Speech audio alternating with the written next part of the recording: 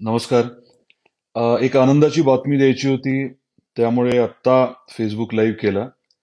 धाराशिव शहरवासियांसाठी आनंदाची, समाधानाची बातमी आहे. आपण राज्य सरकारकडे मागणी केली होती 59 रस्ते याच्या कामाच्या बद्दल आणि साधारण 140 कोटीची कामं होती. आपल्याला कल्पना आहे की या बाबतीत मंजुरी आपल्या मुख्यमंत्री महोदयांनी दिली होती. या कामाचा शासन निर्णय आत्ता थोड्या वेळापूर्वी निर्गमित झाला. म्हणजे शहरामध्ये 140 कोटीची आता कामं होणार आहेत, 59 कामं होणार आहेत. याबद्दल मी महायुती सरकारचे मनापासून आभार व्यक्त करतो. आपले मुख्यमंत्री एकनाथरावजी शिंदे साहेब आणि आपले दोन्ही उपमुख्यमंत्री देवेंद्रजी फडणवीस साहेब आणि अजित पवार साहेब यांचे मनापासून आभार व्यक्त करतो. मोदी गॅरंटी जी आहे विकासाची, यातनंच अधोरेखित होते.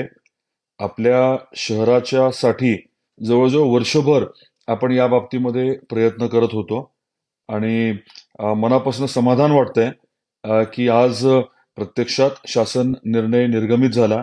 थोडा उशीर झाला, एक अर्धा तासापूर्वी, पाऊण तासापूर्वीच कॉपी उपलब्ध झाली आणि मी सांगितल्याप्रमाणे आपल्या शहरातले 59 रस्ते आता सुस्थितीत येणार आहेत, रस्ते आणि नाल्या.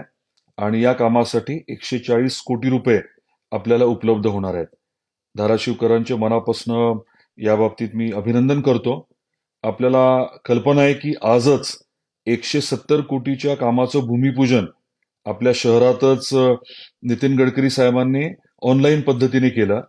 आपल्या शहरातले सर्व्हिस रोड, तिथलं स्ट्रीट लाईट, पथदिवे आणि काही अंडरपास, ओव्हरपास, असं प्रचंड महत्वाचं काम भूमिपूजनच्या माध्यमातून मार्गी लागलंय. आणि आता रात्री आपल्याला शहरासाठी हे अधिकचे 140 कोटी रुपये मिळालेत. मी परत एकदा महायुती सरकारचं मनापासून आभार व्यक्त करतो. आपले सगळ्यांचं अभिनंदन. थोडा उशिरा फेसबुक लाईव्ह होतोय, परंतु बातमी आनंदाची होती आणि मला आपल्याबरोबर शेअर करणं गरजेचं वाटलं. परत एकदा आपलं मनापासून सर्वांचं अभिनंदन आणि आपल्या राज्य सरकारचे मनापासून मी आभार व्यक्त करतो. धन्यवाद. शुभरात्री.